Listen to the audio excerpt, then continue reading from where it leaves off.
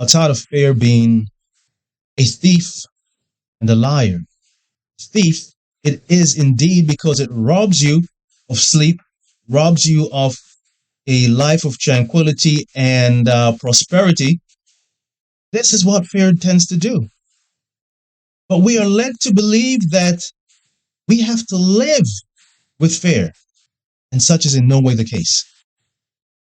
So this day we're going to be looking on what is fear. And fear is an acronym for the fatal energy attaining reality. Let me say that again. Fear is an acronym for the fatal energy attaining reality. Now, among the meanings of the word for fear, one such is a person's physical or mental power, and another is the capacity of acting or being active, or a spiritual force. This is the key terminology for energy when it comes to the fatal energy attaining reality, fear. Now, this is in no way an English lecture, all right? When I come for lecture, actually just come to impart some enlightenment. But the wise thing to do when it comes to seeking clarity is to get to the root. And in this case, it is getting to the root of the word by finding out the original meaning. The word energy is two words in one. En, as in E-N, and ergy, E-R-G-Y. The word en is a prefix that is said to mean, in Greek, in. So en in Greek is actually in. And ergy is also from the Greek terminology, ergia, and it's said to mean that of work. Now, this is where things will become more profound and interesting and enlightening, or just deep. So be very attentive. One of the synonyms for the word energy is that of the word spirit. So this synonym reaffirms that the meaning for the word energy is that of a spiritual force. So being spirit is related to energy. This then means that fear is the fatal energy or spirit attaining reality. 2 Timothy 1 verse 7 of the Bible gives proof that fear is that of the spirit when it states, "For God, who is said to be that of love, as is made known in 1 John 4, 8 and 16, never gave unto us the spirit of fear, but that of power and of love, so as to have a sound mind." So fear is that of a fatal or deadly spirit or energy or force that strives to succeed at getting into existence or appear to be real to someone. But for this deadly spirit or force to come into existence, one has to bring it into existence, because fear is all within one's soul. And the soul is made up of the mind, the emotions, and the will. Do remember that one of the definitions of energy is a person's physical or mental powers. So you have the power to defeat fear, for it's all in your mind. Regardless of your ignorance of this, it is in no way at all it changes what is. That being that you have allowed it to take residence in your soul. And again, the soul is made up of the mind, your emotions, and your will. The aim of fear or fear's mission, being that it is a spiritual force or energy. En means in, and ergi is said to mean to work. So these spiritual forces, being a force, is more than one of anything, is working to control our souls. So fear is more than one power, presence, spirit, or energy transmitting on one frequency, or is on one frequency, working together as one to control a person's soul that is made up of their mind that receives signals, be it verbal or visual, that is then transmitted or transferred into thoughts. And when such thoughts are meditated on or dwelled on, they produce emotions. And emotions is energy or sensation that goes in motion. Such emotions, sensations, or feelings are then acted on, and that is what is known as one's will. That being the ability to make a choice and act on it. Now, the fear force, the spirits associated with fear, one of such is depression. And this is made known to be the spirit of heaviness in Isaiah 61, verse 3. Another entity that's a part of fear, or the department of fear, is that of the night hag or old hag. And this name is given to a supernatural creature commonly associated with the sensation of sleep paralysis. This sensation of paralysis is like that of a presence sitting, or a person sitting on someone's chest, like sitting on your chest. Like you have those dreams and you want to get up, you find it difficult to breathe or to speak. That is said to be the night hag at work. Then there is Mormo, and this is said to be, in Greek mythology, is a terrifying female spirit associated with fear and horror, with the name that is translated to terrible. In Greek, this entity's name is translated to terrible. Mormo is known to inspire dread into those who encounter her. Another entity is that of Pan. The term comes from the Greek word panikos, meaning literally of Pan. And Pan is said to be the high-plane nymph chasing Greek god of fertility, pastures, flock, and shepherds.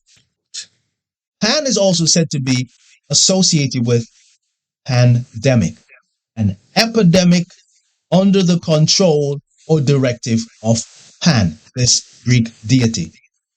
Now, all these presence or spirits have minions or servants whose job or assignment is to find ways to have persons entertain such thoughts of being scared, terrified, doubtful, dismayed, worried, anxious, or horrified. I'm going to reveal to you quickly how these entities see to do such. So remember, the job or assignment of the minions or servants of these entities, that of Pan, panic, Mormo, the night hag, and the spirit of heaviness or depression, is that their job is to put thoughts, to see that persons entertain thoughts of being scared and terrified and doubtful and dismayed, depressed, worried, anxious, and horrified. And the way they do this is through our seven gates. eyes, ears, the nose, the mouth, the skin, the genitalia, and the anus. Now, the ears and eyes are the two main or common gates they tend to use for such things to work quicker and have more impact or is more effective. So, the things we listen to or the things we watch can be an open invitation to these spiritual forces of fear. So, let's, for a moment, look at how fear is invited into our souls, and they're given free access to torment such an individual. Now, beyond mere entertainment, horror movies also have a profound impact on society and culture. They serve as mirrors reflecting collective fears and anxiety. This is what is made known as to the purpose of horror movies. Now, terms associated with fear is that of terror, terrible, concern, yes, concern, worry, and care. Also that of stress and doubt. I will look on care and concern and how it's tied to worry and fear in another time. Let's move on now to the indications of being under the power or influence of fear. A person who is under the influence or power of fear tends to be doubtful. That, me no know, they can't bother that doubtful things. Really, me not sure. Yeah, that is an indicator of someone who's under the influence or power of fear. Is that you? Do you tend to be doubtful? Such a person tends to also have negative outlooks on things. I mean, I know, sir. Such person also speaks negatively and suffers from panic or anxiety attacks. They tend to state often that they are stressed or depressed. Remember, the spirit of heaviness is known as depression, and that is one of the entities of fear. Such a person is also normally worrisome and to worry about every little thing. They tend to be apprehensive and impulsive, do things without giving thought to it. They're timid and suffers from phobia, it being afraid of lizard, spider, roach, you name it, different phobia, afraid of taking exams. Such person tend to display selfishness as well and tends to have nightmares and experience pain, constant pain in the body. So that's just a quick outlook on fear. How it operates briefly was explained that it operates through its minions whose job or assignment is to plague the minds of people for them to entertain thoughts of being scared, terrified, doubtful, dismayed, worried, anxious, or horrified. And they work through the 7 gates, that being the eyes, the ears, the nose, the mouth, the skin, the genitalia, the anus. Now, person like, how they operate through the genitalia? Now, if you have sex with someone who is strongly under the influence of fear, that energy, that spirit, those spirit would be transmitted to you because sex is a spiritual exchange. So, what is fear?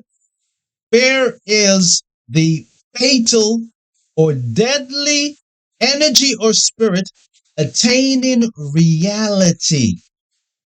But the spiritual force can only attain or have or come into reality if we allow them by the things we entertain, what we watch, what we listen to. But again, fear can be rid of. You in no way have to live with fear. And I'm telling you this because I am learning to live a life where fear has no part in it. Now, a person may say, you don't fear none at all. So if somebody come upon you and do something and you jump, that's being startled. Being startled is different from being oppressed by fear. So the difference between being startled and under the power or influence of fear is that being startled is a momentary surprise. It's when you're surprised. It's an impulsive response. So whatever it is, that impulse or surge, you encounter that. But fear is a controlling force that produces a uncomfortable sensational feeling. It's being tormented. Being under the pressure of fear is torment. And I'm going to stop right here because if I keep going on, I'm going to start revealing some things that is to be shared in the follow-up presentations as to the origin and the establishment of it and how to get rid of it.